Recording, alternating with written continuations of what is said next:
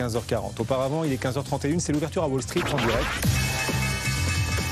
Oui, Wall Street qui est en train de se réveiller. L'ouverture des marchés américains, effectivement. Romain Daubry est avec nous depuis Bourse Direct. Bonjour Romain. On regardera ensemble le potentiel de ces marchés américains, effectivement, à quelques heures de la publication d'NVIDIA, dont on va beaucoup parler. Étienne Braque aussi nous accompagne depuis la tour Euronext. Bonjour Étienne, ravi de vous retrouver. Comment ça se passe ce début de séance? Bonjour à tous.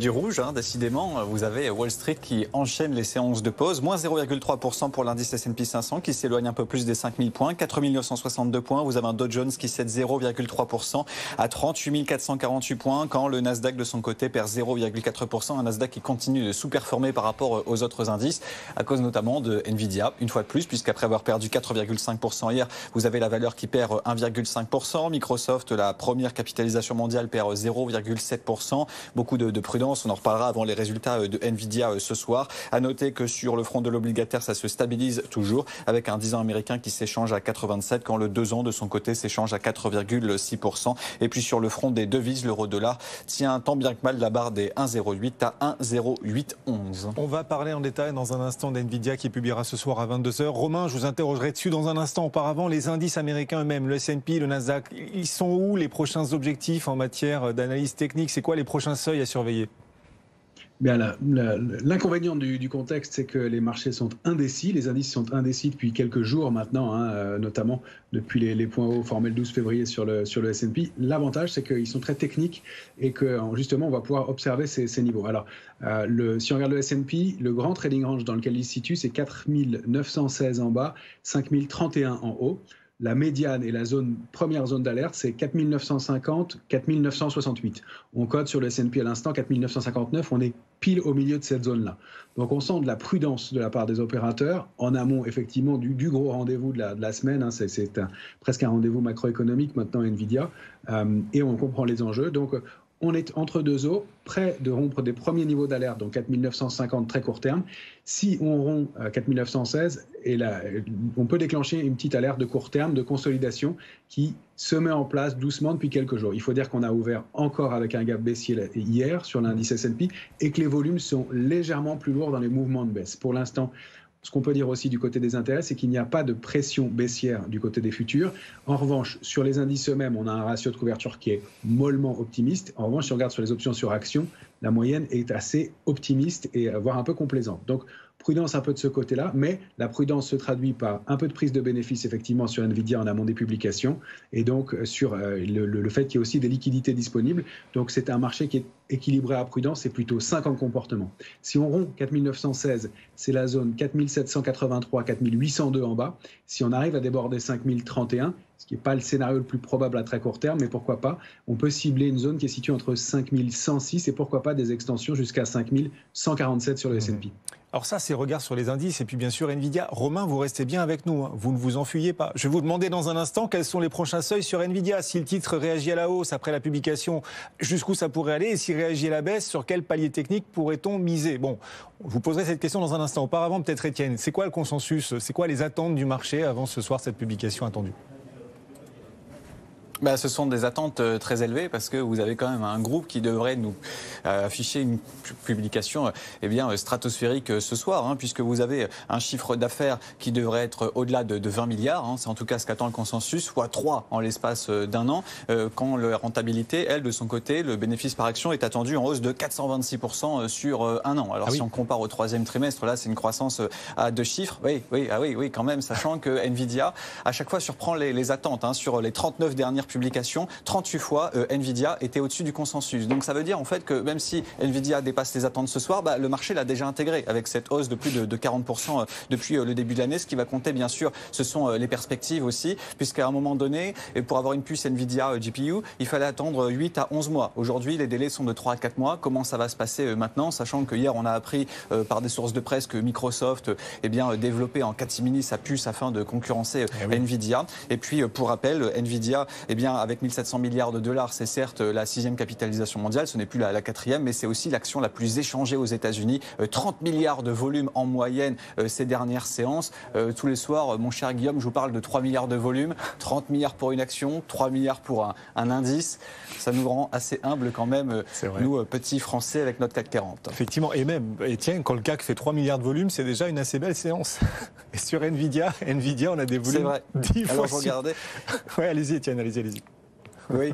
Sachant que Nvidia, c'est 1700 milliards de capi et le CAC 40, c'est 2800 milliards. Donc pour l'instant, le CAC 40 est toujours plus gros qu'une action Nvidia. Bien sûr. Romain, ce soir, publication d'Nvidia, ce sera à 22h. Vous vous attendez à quelle réaction? Ça va dépendre de la publication, mais quelle ampleur potentielle de réaction? C'est-à-dire que si Nvidia réagit positivement, ce sera quoi le seuil à atteindre d'un point de vue technique? En tout cas, ce sera quoi l'objectif? Et au contraire, si le marché est déçu, ce sera quoi le palier sur lequel on pourra espérer se reposer?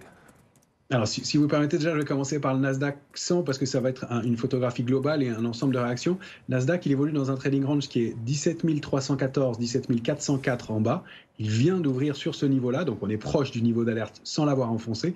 Et la résistance, c'est 17 962. Si on rompt ce trading range, ça donne un mouvement de 3,5% pour aller chercher une zone 16 830, 16 966. Donc vous voyez sur le marché ce que ça peut donner d'une façon globale. Maintenant, pour vous répondre sur Nvidia précisément, Nvidia, elle est dans un grand trading range 683 en bas et 744 en haut. Elle ouvre aujourd'hui un petit peu en dessous dans une zone d'alerte que j'ai bornée entre 663 et 683, sachant qu'elle a ouvert hier en baisse avec un gap baissier et un volume qui est un peu supérieur au jour précédent. Donc on est un peu méfiant en amont de la publication. Le fait est qu'au cours des publications précédentes, elle a baissé un petit peu avant de se reprendre très nettement ensuite. Mais les publications récentes ont rendu les investisseurs un peu frileux. Donc, la zone 663-683 est à préserver au risque d'aller chercher 630 puis 594. C'est le premier niveau d'alerte sérieux pour un titre qui a déjà pris plus de 56% depuis le début de l'année. Si en revanche on se réinstalle au-dessus de 721, là on peut commencer à combler le gap ouvert hier et aller chercher 744 qui sont la première résistance proche. Les extensions, c'est 774 et pourquoi pas des niveaux jusqu'à 813,70 par duplication de range précédent. Quelques-uns des seuils techniques à avoir en tête. Donc avant ce soir, 22h, la publication d'Nvidia. On y reviendra bien sûr tout au long de l'après-midi. Wall Street vient d'ouvrir après à peu près 7-8 minutes maintenant. 8 minutes 45 secondes de cotation. On est en baisse. Moins 0,4 sur Nasdaq avec Nvidia qui perd 1%, effectivement, à nouveau aujourd'hui. Et puis ce S&P 500 qui lui recule de 0,2%. Mais Étienne, il y a un titre qui recule beaucoup plus. Moins 25%, on est dans la cybersécurité. Et on n'est pas sur une petite valeur. Palo Alto, hier soir, c'était 100 milliards de capi. Là, désormais, c'est 80 milliards de capitalisation boursière. Hop, un peu plus de 20 milliards comme ça, en fumée en l'espace de quelques secondes, avec en effet Palo Alto qui perd un peu plus de 25% dans les premières minutes de cotation aux États-Unis. Alors, je vous parlais du consensus, comme quoi ça fait pas tout. Parce que là, les résultats, ils étaient au-dessus des attentes. BPA, 1,46. Le consensus s'attendait à 1,30. Ouais, mais il douche un petit peu les attentes en termes de prévision pour cette année. Palo Alto, c'est une société qui est spécialisée dans la cybersécurité. Alors, beaucoup d'analystes se disent non, mais c'est bon, la cybersécurité, les entreprises vont garder leurs investissements parce que c'est primordial. Bah, pas tant que ça, parce que vous avez quand même un groupe qui revoit à la baisse son chiffre d'affaires pour cette année. Et puis, vous avez également le gouvernement fédéral qui a retardé certains budgets dans la cybersécurité. Donc, ça aura des conséquences en termes de prévision. Et donc là, le marché ne fait pas de cadeaux, sachant que c'est une action qui a bien progressé, puisque malgré la baisse de 25% aujourd'hui, le titre gagne toujours 64% depuis un an. Effectivement, il venait de niveaux relativement élevés. Enfin, quand même, moins 25%. Quelle douche froide sur Palo Alto aujourd'hui. Alors, même raisonnement, c'est un tout autre secteur, la transition énergétique, mais on pourrait se dire, oui, d'accord, peut-être les hausses de taux, ralentissement économique, mais la transition énergétique va se poursuivre. Et les acteurs de la transition énergétique souffrent assez régulièrement, souvent en bourse. On en a, Étienne, une nouvelle illustration aujourd'hui. Oui, alors autant Palo Alto, on peut dire le titre perd 25%, quelques prises de profit, après quand même une hausse de quasiment 100% en l'espace d'un an, donc là on est à 70%, mais Palo Alto c'est pas du tout ça, vous êtes sur une baisse de quasiment 80% en l'espace, sur ce titre, Solar Edge, vous êtes en baisse de quasiment 80% en l'espace d'un an. Alors leur métier c'est de fabriquer des onduleurs pour les panneaux solaires. Alors là vous avez un patron qui est très prudent pour cette année, parce qu'il revoit à la baisse ses objectifs, avec tout un tas de problèmes auxquels il est confronté, des problèmes de stock, la baisse des prix de l'énergie. Donc forcément, quand vous revendez votre énergie, c'est beaucoup moins rentable. Et puis en plus de ça, vous avez la hausse des taux. Donc forcément, si vous voulez faire un crédit pour installer des panneaux solaires, eh bien ça change totalement le rendement de votre investissement. Le patron estime qu'un point bas pourrait être touché en Europe au premier trimestre, mais aux États-Unis, il ne voit pas de reprise avant la baisse des taux. Donc vous voyez, là, le marché est totalement douché dans le sens où cette baisse des taux, eh bien, elle devrait arriver cet été selon le consensus, mais d'ici là que ça se matérialise auprès des particuliers et des entreprises, ça va prendre quelques semaines de plus. Ce titre SolarEdge donc perd un peu plus de 14% aujourd'hui. C'est une société qui affiche une capitalisation boursière désormais de 4 milliards de dollars et donc depuis un an, vous avez un titre qui perd donc 75%. Effectivement. Étienne Braque nous accompagne la tour Euronext tout au long de l'après-midi. Vous nous rappelez quand vous le souhaitez, Étienne. Et puis un petit mot d'Amazon qui va intégrer le Dow Jones. Ce sera à la fin du mois. Amazon, voilà, qui faudra surveiller. Alors, son patron Jeff Bezos a vendu des actions Amazon là depuis 2 semaines pour quand même un peu plus de 8 milliards de dollars. Hein. C'est ce que s'amuse à relever la presse américaine. En tout cas, Amazon donc va intégrer le Dow Jones, le plus vieil indice boursier américain, le 26 février prochain, si bien que le Dow Jones va compter 3 des 6-7 magnifiques américaines. Oui, le Dow Jones est aussi en train de s'offrir un petit coup de jeune. Étienne, donc vous nous rappelez quand vous le souhaitez en cours de séance. À Wall Street, on est en baisse pour l'ouverture, les indices à moins 0,2% pour le S&P, moins 0,4% sur le Nasdaq. Puis le CAC 40 qui une nouvelle fois résiste et surperforme, plus 0,1%, 7804 points. Tout à l'heure, le CAC 40 a touché un plus haut historique. C'était en cours de matinée. On remercie aussi Romain Daubry depuis Bourse Direct qui nous accompagnera lui aussi tout au long de l'après-midi en fil rouge. Merci Romain de répondre si souvent à l'appel de BFM Bourse. On vous rappellera bien sûr tout à l'heure.